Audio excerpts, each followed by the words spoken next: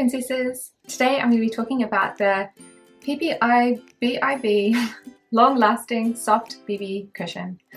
I'm not certain what this brand is. It's got like little squiggles like lightning bolts where the eyes normally are, but on the website it definitely says Ppibib, but I can't really find it anywhere else other than Beauty Box Korea, so I'm super confused. But I picked this up because I needed a cushion and the product description sounded promising, so here we are. There it is. As usual, I'll be doing a product description, packaging, swatches and application, longevity, and final thoughts in this review. So if you'd like to skip to any of these points, please do so now. So we're going to start off with the product description, which is the one that I read that I thought would look nice. So it says Ppibib's signature cover cushion that creates a long-lasting soft skin with ultra-close soft matte texture. The packaging of this product is really cute. It comes in a little white cushion compact that is pretty standard basically. I think that the front looks really nice though because it's just very neutral. There's nothing much going on apart from the logo, and I just kind of like the simplicity of it. Had some really nice promo pictures though, like really cute, like soft little petals falling, and I was like, oh, this is nice. I picked up the shade number 1, which is called Light. There is a second shade called Natural, which doesn't look very much darker. So we have to say for this brand that the inclusivity is pretty much 0. 2 shades is not enough.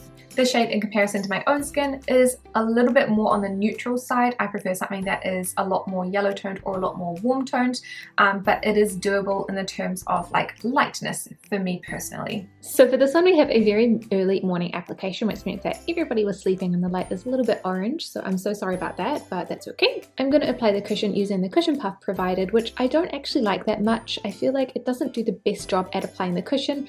I definitely prefer another cushion puff entirely. I just feel like it's very flat and it doesn't really distribute the product nicely. The application of this cushion otherwise is very easy, very simple, and it makes my skin look very soft and matte.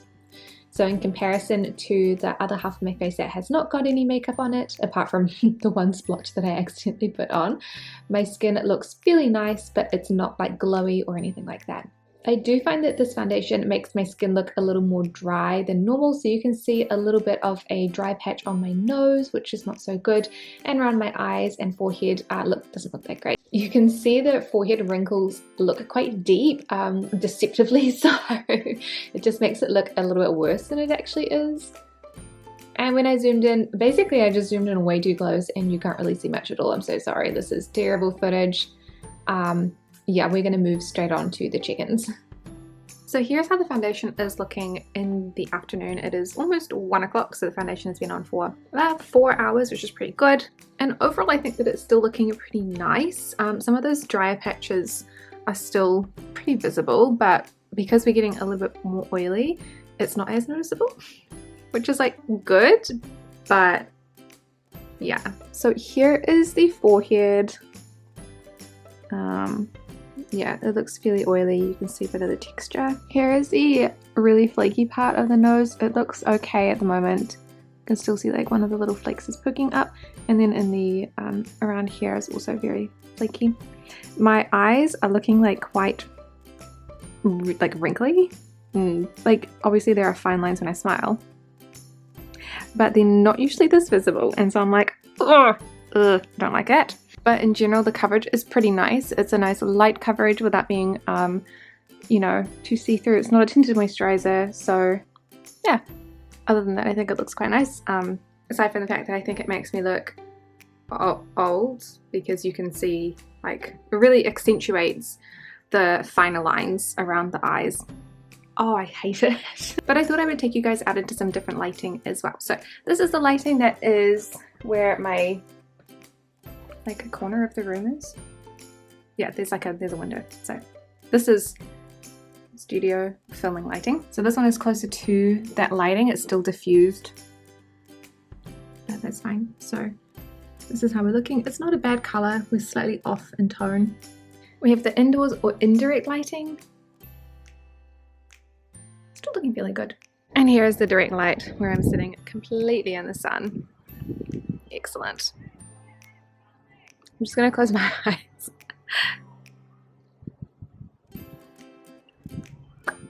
At the end of the day, this is the 12-hour mark and this is how the cushion is looking. My oily areas are looking pretty oily as usual. My nose in particular looks very shiny.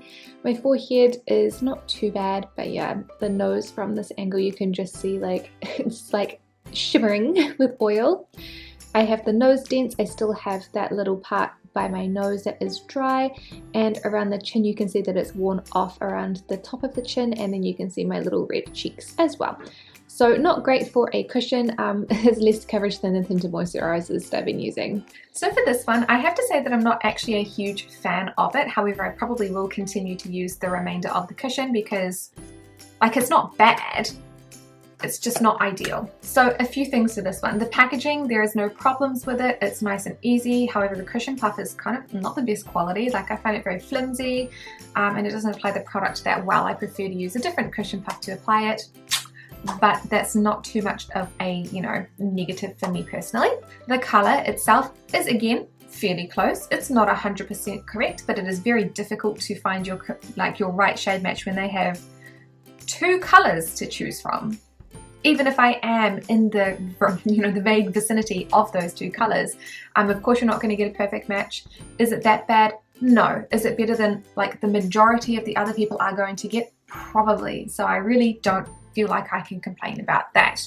In terms of the application, it is easy to apply. I didn't feel like it was difficult, but in terms of the finish, I feel like even though my skin is not the most dry, it made my skin look very dry and very old. But I am in my 20s and I do have little fine lines underneath my eyes. I do have like two mild lines on my forehead, but the way that this cushion made them look was like crepey and old, and I'm not a fan of that. Like, yeah, there are lines, but don't make them look worse. The longevity also wasn't that good for a matte foundation. I found that it just got oily on the regular places. Like, my nose was pretty oily, my chin, my forehead. The cheeks, you could see a little bit of breakdown, so you could see the redness and the scarring a little bit through on the sides of the cheeks. But it wasn't that bad. Like, it wasn't like dripping off my face like some other foundations do. I feel like it's not a bad product. It's just not the product for me personally, because I want something that's a little bit more moisturizing for my slightly dry skin. It may be one to pick if you have more oily skin and you want a more matte finish in a cushion, because it does have a beautiful matte finish. It just doesn't look good on me. But that pretty much sums it up. It's a really nice matte cushion. I'm just not looking for a matte cushion at this stage in my life, apparently. So thank you guys so much for watching this review, and I will see you on the next one. Bye!